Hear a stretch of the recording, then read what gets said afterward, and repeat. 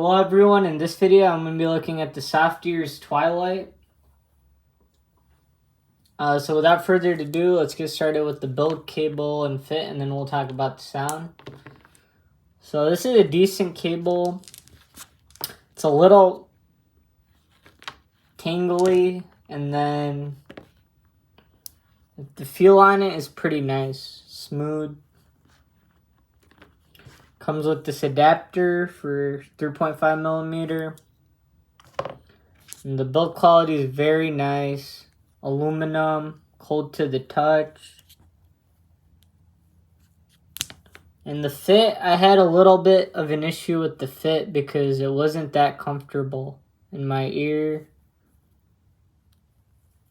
I got some fatigue from it because it's just a little awkward design.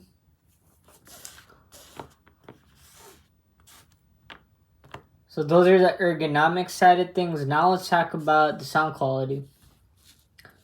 So the bass is really tight and punchy on these. It's not really contrasty where the bass is more emphasized than the upper mids and treble, so it's pretty balanced. You get a nice deep punch. It's not overbearing, it's on the neutral side. So if you're a bass head, maybe look somewhere else. I was listening to Schoolboy Q, Man of the Year, and the bass came in perfectly. Like, nice and punchy, controlled, tight like a subwoofer that's expensive. And this IEM does have some mid-bass, so there is some slam when you listen to drums, when you listen to those types of instruments. It's well done. I'd say this IEM has 50% sub-bass, 50% mid-bass, so it's like pretty balanced in that regard. And the driver they're using in here is very, very high quality. Very, very high quality. I'd say it's a step above the IE600. Just based on the driver itself. So, like, the variations has bouncy bass, and this has more tighter and controlled bass. Similar to the U12T almost, but the U12T has much better bass in my opinion. It's even more tighter and more controlled. So yeah, just a random comparison quickly in there. And then the mid-range is very, very good. Vocals have a lot of clarity. With pronunciations of voices, it's very clear and articulate. You hear the up and down shifts very, very nice. And the instruments are clear, but they're not blunted. So when you have something like the Oracle OG, it sounded a little too smooth, lacking clarity. With this, I never got that. The instruments came across with nice amounts of micro detail, and I heard the air in the instruments really nicely. So I can't complain about the tone and timbre. The tonality is pretty spot on. The timbre is natural, realistic. So yeah, that's why I like single dynamic drivers a lot, because the tone and timbre are usually better than balanced armature units. There's no plastickiness or grain or anything added to the sound.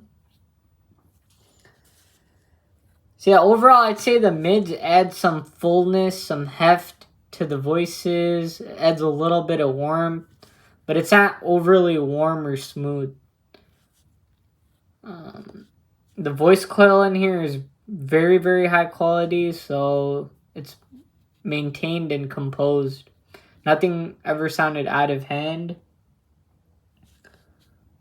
Drums and guitar have this nice fullness. They have some extra bit of weight because of the mid bass. And this isn't my normal tuning. This is definitely a colored sound.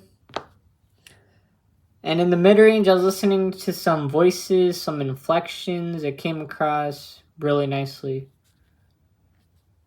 I do wish the mid-bass was a little dialed back. But other than that, it's pretty good. And then onto the treble. This IEM has a good amount of treble. It's smooth, clear, and extended. It's never veiled or dark. The timbre and tonality in the treble is just perfect because of the quality dynamic driver they have in here. But this IEM is really, really track dependent. So if you listen to warm analog-ish sounds, then this IEM is going to sound warm and analog-ish. But if you listen to modern, bright recordings, this IEM is going to sound pretty bright. And I was testing Two Steps from Hell, Victory, and Never Give Up on Your Dreams for the treble. I thought it was good, but it could have been a little better, a little more incisive. And I'll explain that more in the soundstage and imaging part. So now onto the soundstage and imaging. So the soundstage has more wideness, but it doesn't have that much height when instruments are playing taller from you. It sounds like it's a little bit more level with more depth. But overall, I'd say it's pretty well layered. I didn't have that many issues with the layering. And onto the imaging. I thought the imaging was just decent. It was okay.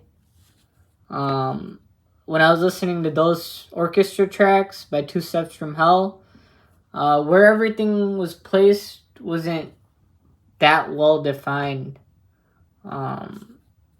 So when I had instruments playing a little higher, it didn't pop up that good. It wasn't pinpoint imaging where the sound is coming from in the mix. I thought sometimes on busy tracks it got a little cluttered. So that was one issue I had with this IEM. It didn't have the best imaging or the placement of the sounds. It didn't stand out to me. So yeah, now let's make a quick comparison to the IE600. So the bass on the IE600 is just better. It's more controlled. It's has a better balance between the bass and the mid bass. But in terms of the tightness of the bass, I think the Twilight is a little tighter and less emphasized. And then the mid-range, I think the IE600 does an exceptional job in the mid-range. The instruments sound a little better on the IE600, where the Twilight, because of that mid-bass being a little bit too much sometimes, the clarity is a little not as clear as the IE600.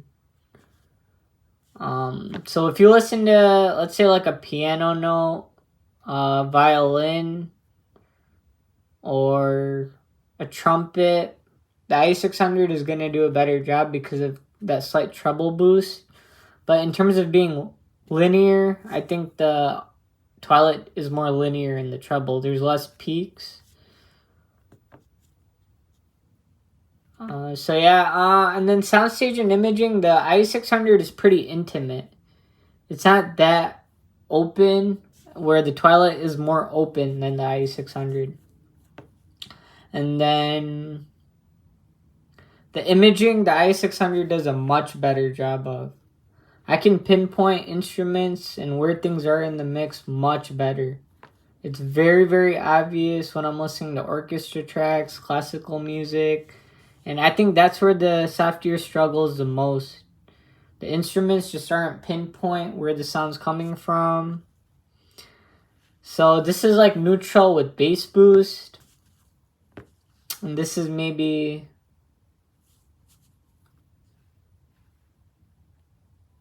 slight V-shape or U-shaped. Yeah, so the biggest issue I had with this IEM is the fit. It's not really comfortable or usable.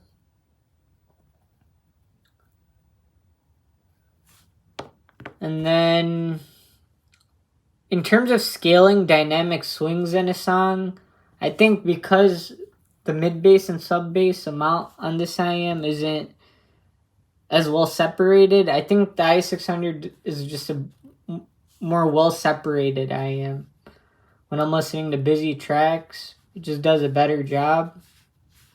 Where this IEM kind of struggles on busy passages when there's a lot of instruments playing and a lot of things going on.